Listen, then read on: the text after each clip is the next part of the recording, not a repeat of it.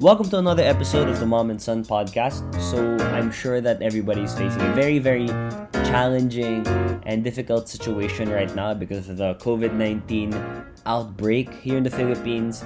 So, for our episode today, we will be sharing our Facebook and IG live discussion of the entire FRES Fausto family.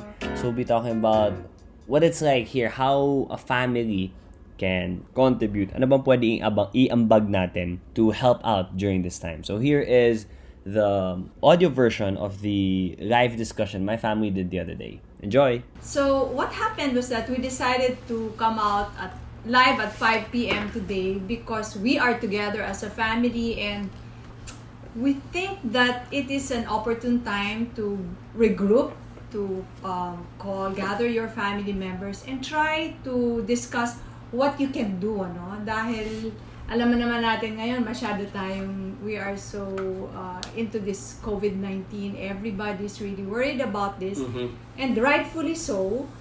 And what we were thinking is, what if we give this idea to all the families out there, since magkakasama na kayo, pag-usapan nyo na kung paano kayo makakatulong. Kasi hindi lang po to problema ng gobyerno, hindi lang to problema ng mga nagkakasakit. This is really a problem of the entire country and in fact of the entire world.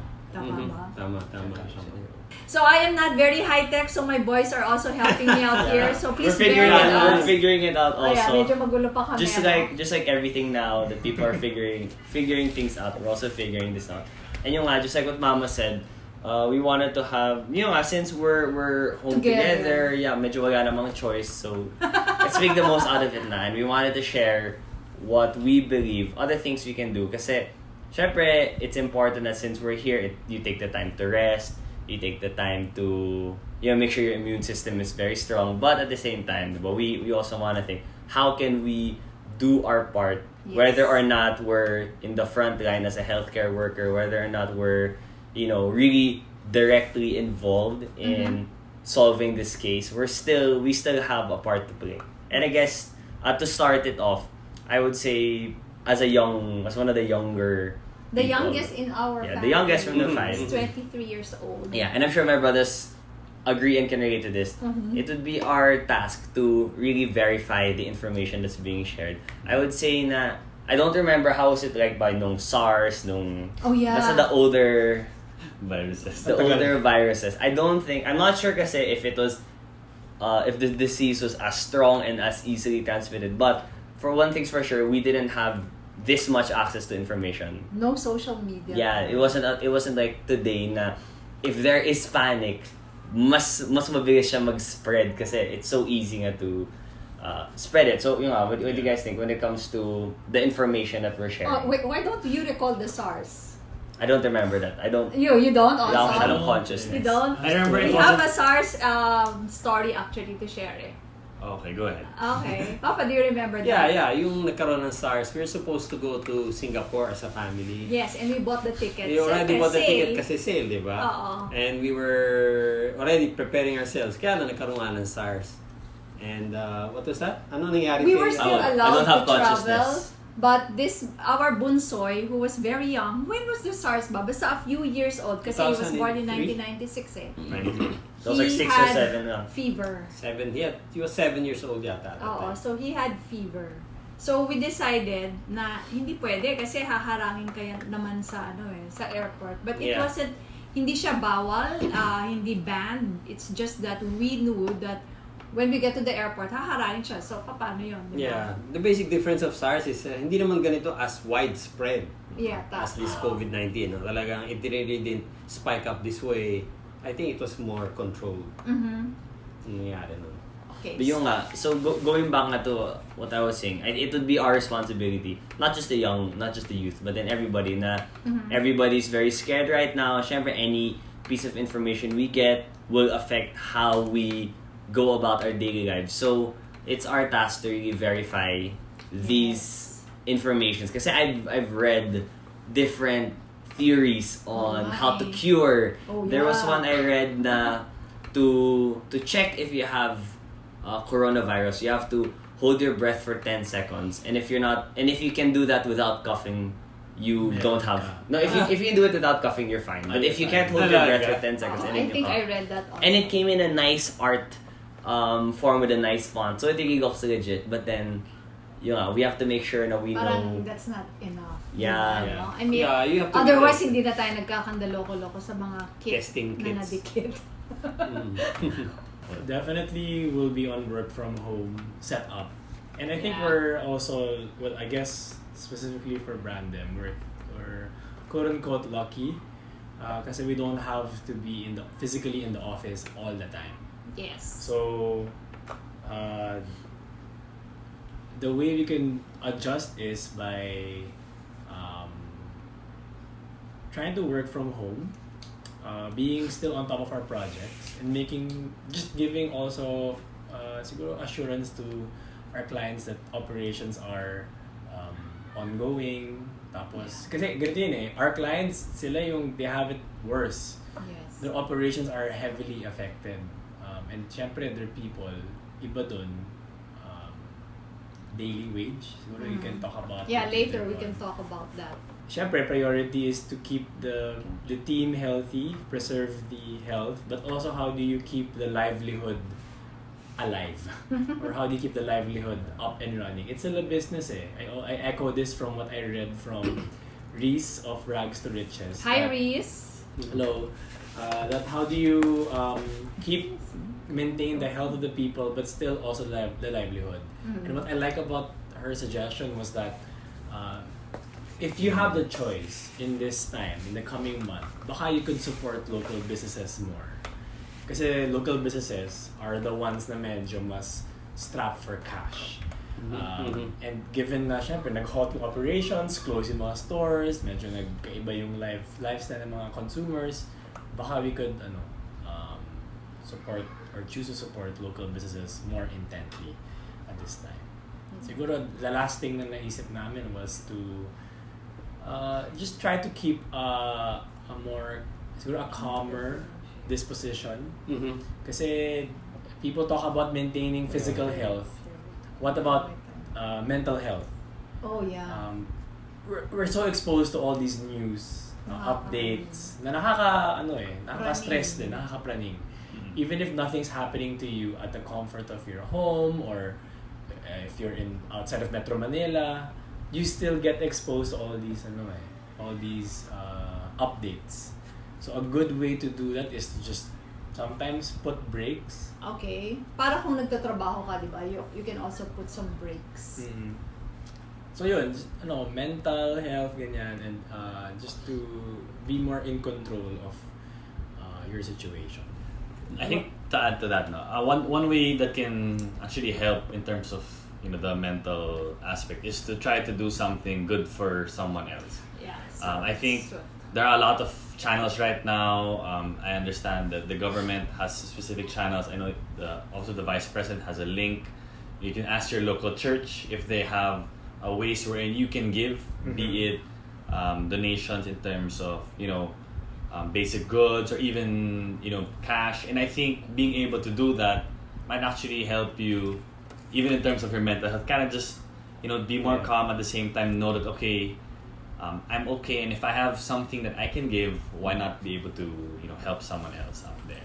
Yeah, so in connection with that, you can also write, the people who are listening to us now, you can also write either your questions or the things where people can give their donations, but a reminder to vet the personality you're donating to also. Very important yan, because we cannot eliminate those who will again take advantage of this situation. Baka mamaya kung ano-ano mga account number yung ipinapasa sa inyo, alamin nyo muna ng mabuti. May magsascam at magsascam din dito, no? Ako naman, just to put things in perspective, and or look at the bigger picture.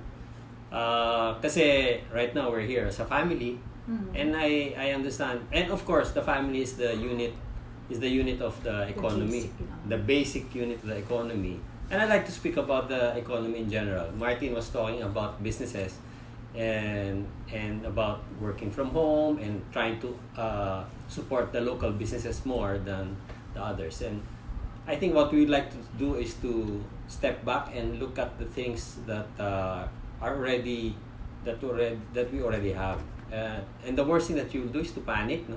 To do panic buying or even investments, panic selling in the stock market. It's not going to help people if you do panic buying or get more than what you need of alcohol and toilet paper and all of these things that will create an artificial shortage. That's not going to help anyone. I think just get what we need. I'm sure that the government is saying that there's going to be lockdown, but we can buy food and services within Metro Manila. So mukhang let's not panic, no? Kasi I think naman the economy is doing well in general. It's going to be affected by this thing, but it's going to be temporary. We just don't know how long, maybe a month or 2 months, but it's going to be temporary. I'm sure things are going to be much better, maybe same time next year. So worst thing is to panic. So let's regroup together, our family, and look at everybody, see everyone is in good health. Make sure everyone is in resting well and not watching too much Netflix or Dagdagan na? Hindi mapuyat yung mga pagpanood ng Chloe. Nanood kami gabi. Nanood na kami. We started kasi I also wanted to have a respite on the coronavirus update. So nagpaka-Chloe na kami. Yeah, I think it's also healthy for us to we have to stay updated and we should know what's happening, but we should take a break from time to time. Since we're just home, we can just be stuck on our computers or our phones just reading about all the panic, all the bad stories. We should still take some time off to do other things. It's also good for yourself, and I would say this is an opportunity to do those things na you have always wanted to do. Example, I always wanted to clean my shoes, but then sige, I'll do that when I have the time. So isipin mo na lahat ng mga I'll do that when I have the time. Kailangan mo gawin sa bahay, gawin mo na ngayon. This is take this situation as a blessing in disguise na lang for other things you're supposed to do, but then you just never had the time or the opportunity to do and it. read the book that you haven't read for a long time. Yeah. You plan to read. Or you can have internet. You read a lot of things that you want to improve yourself on. That's the skills that you want to read on. Diba? So yeah. So the simple things then, kasi diba social distancing, is that the right term? Okay. Let us not make it any harder for our frontliners, for our medical people. Pag hindi naman kailangan, huwag na kayong umalis sa bahay. Alam nyo, dati rin parang iisipin mo, ano naman ako, okay naman ako, di ba? People would say that, I'm fine, at saka sandali lang naman ako doon. But you may be a carrier, unknowingly so, and you may be able to pass that on unnecessarily to somebody who is susceptible to the virus. So, konting anong tawag mo doon? Consideration lang. Kasi, it really hit me when I read this message from a doctor na parang sinabi niya, please lang naman, kaawaan niyo na kami kasi another patient added would be another patient added to the hospital na hindi na nga matugunan lahat-lahat. No? And then when Anton was saying something about pag sumasobra na tayo ng lahat ng Viber threads, yan ang pinag-uusapan, di ba? Lahat ng Facebook, lahat. Anytime news is given, share ka agad. Pagbukas mo talaga yun talaga. And I would also want to discuss again what I've discussed in a couple of articles, yung availability heuristic. Kasi kung minsan po, kung yan at yan lang yung napapasok sa utak natin, parang na-exaggerate, not to belittle, not to trivialize what's happening to us, but sometimes when we have to make a decision, pag puro yun lang yung laman ng utak natin, we would be giving undue weight to it. And that is, I think, what is happening in the stock market. Enrique, maybe you can add something to that. What has happened in the last couple of days? Sobrang OA na po yung pagbagsak na. Yeah, I mean, it's been taking a huge hit the past few days, and it seems to be, a lot of it is really just, panic selling. It's not like our economies, all of these companies are gonna fold. I mean, of course, there will be some that will be less profitable in the short term, but in the long term, we don't think that's gonna be, It's not like we're going to nothing or what. In fact, it's an opportunity nga, di ba? Yeah. When there's a crisis, there's opportunity. For some people who would like to invest over the long term, these times would be the best. Could be a good the best time for you to invest in the stock market, especially if you have money that you will keep for your retirement. So that's what we'd like to talk about. Yeah. Yes, and I've also received a couple of private messages from my readers. Yung mga dating nag-update sa akin, natutuwa sila, sabi nila, FQ ma'am, nag-start na po ako na investing, di syempre, ngayon naglag. So, I received a couple of messages. Sabi niya, isi-sell ko na ba to? Isi-sell ko na ba to? So, kalma lang po, hindi po. Kasi, syempre, if you heeded my advice to put your long-term investment in the stock market, hindi ho yung para sa emergency fund nyo or panggastusin sa kada buwan, ano? Pero kung yung long-term fund mo naman yung nilagay mo dyan, kalma ka lang dyan. Stay put, do not sell. At saan nilalagay, ma? Saan nilalagay? Sige, ikaw na magsabi. Hindi, ang suggestion namin talaga sa equity index fund. Yung equity index fund, yun yung companies that, yung 30 largest companies in the country is in that fund. So when you buy an equity index fund, you're actually buying the 30 largest companies in the country. And with the economy will expected to grow for over the long term, these are the companies that will really perform well. So put aside a certain amount every month and do it regularly. Now it's a good time to get in, and now it's a good time to start your investing journey as well. Ngayon, meron din ako mga kinausap. One of them, si Alvin Ang, our economist. In fact, he's the managing director of the Ateneo Center for Economic Research and Development. Kung ano naman on the economic side. Kasi we always hear on the health side. Kasi yun yung mas, di ba? Mas Evident. apparent. Oo, mas, what do you call that? Yung urgent. Now, on the economic side naman, ito yung mga suggestions niya eh. Pero syempre, ito, mga kailangan ng gobyerno to, no? Government sana could provide for the basic needs of the marginalized members of our society. So, he's thinking, mga tipong food stamps. And, kasi syempre, alam niyo, marami naman tayong mga kababayan na arawan lang, di ba? So, pag pinasara mo yung mga restaurant at kung ano-ano pa, wala rin silang kikitain, di ba?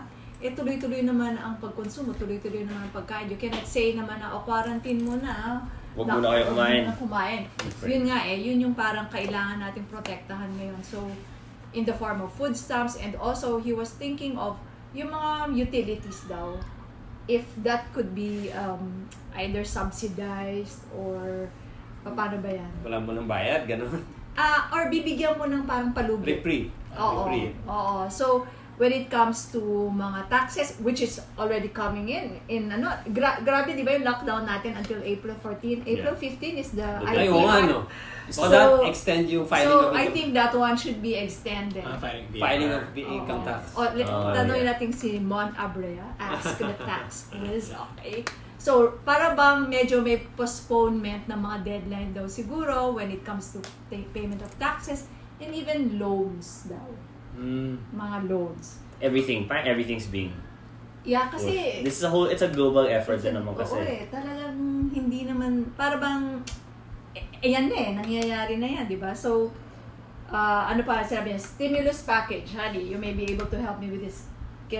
Siguro, syempre may mga build naman dyan. Pero paano kaya yun? Yung dalawa yun eh. May tinatawag na monetary stimulus and fiscal stimulus. Yung monetary policy stimulus, yun yung interest rates na ginagawa ng central bank. If they reduce interest rates earlier than maybe later, it will try to put money in the system, general system, and try to encourage more investments and savings. That is how you can help out, or the monetary or the central bank be able to help monetary policy to stimulate the economy. The other one is fiscal stimulus. The government will spend more in order to give more jobs and help more Filipinos. But I guess they're already doing that through the build, and hopefully they can do that more efficiently despite everything that's happening now. No? So I hope the government will try to spend a little bit faster sabi nila. Kasi nga yung absorptive capacity nga ayun, yun ng ang government ang medyo nahirapan. There is a budget, but yung pag-absorb ng economy or especially in the provinces, yun yung medyo nahihirapan. Siguro, will encourage the government to spend a little bit faster. Tsaka siguro parang, kasi syempre nagkakatakot ang lumabas, ano? So there is an inherent slowdown in the build. So maybe they can put some, ano bang mga tawag mo doon? Yung mga safety measures so that they are not exposing these workers, but they could continue. Yan nga, but medyo mahirap, ano? Diba? Mahirap implementation, but I guess this is something that they should study more as well. Yeah, with the whole corona outbreak naman, this really, besides it being just a health issue, it makes everybody, since we're supposed to quarantine ourselves, it's a lockdown, it makes us question yung daily patterns natin. From health, like if you're washing your hands enough, if you're being mindful with just how you go about your everyday. And it also connects to like what you guys are talking about with how we run our businesses. So these have just been a few suggestions. If you guys have any other suggestions, of course, you can feel free to leave them in the comments. Yeah, okay. Yeah. Sa agriculture daw, maybe we can boost agriculture which is not affected by international trade. That's what he said. And siguro, no, parang dun sa may mga konting lupa sa bahay nila, pwede, mabilis ba ang kamote? Medyo matagal din, syempre. Matagal din. Pero pag tinanim mo, medyo matagal din. Yan, matagal din. So, Mr. Agriculture. Mr. Nevesia, wala ka masasabi doon. Pero siguro support by the government on the agriculture side. That would be very much needed. Tapos, I also like what Marty said. Was this yesterday? Parang sabi mo na, pinaalalahanan lang naman tayo the things that we already knew when we were in kindergarten, di ba? Parang basic hygiene, washing hands, washing before you eat, washing your hands after you use the toilet. I mean, these are very basic things. With soap. With soap and water. By singing 2 happy birthdays. And in fact, there are other songs now. Do you remember? Even Lea Salonga tweeted yung A Whole New World. Okay. Yung isang verse niya, sabi, I measured this as 20 seconds. It's 20 use this song seconds. instead. But in some companies, they even put, let's say, mga hits per decade, like the 60s, 70s, 80s. Depende. Cute, corny, pero I mean, bisa puro happy birthday. At saka, you have that conversation now with your family members that you couldn't have because you're just all too busy, always out of the Now is the time to talk to your children. Nandito na sila. Pwede mo na, kamusta ka na? What's happening to you? We have more time now to talk and chit-chat, play card games, play At saka siguro games. meron ding light in the dark tunnel yung sa ating traffic, di ba? So pagka ganito pala yung maluwag, so baka yung mga checkpoints nga yan, kahit na nakakainis siguro at the start, maybe they would be able to give us some insights on how to really go about allowing mobility from one place, from city to city, yung mga ganun. Birthday nga po ni Enrique. Ay, nako. Kasi! Birthday boy. He had to cancel. The birthday, yeah.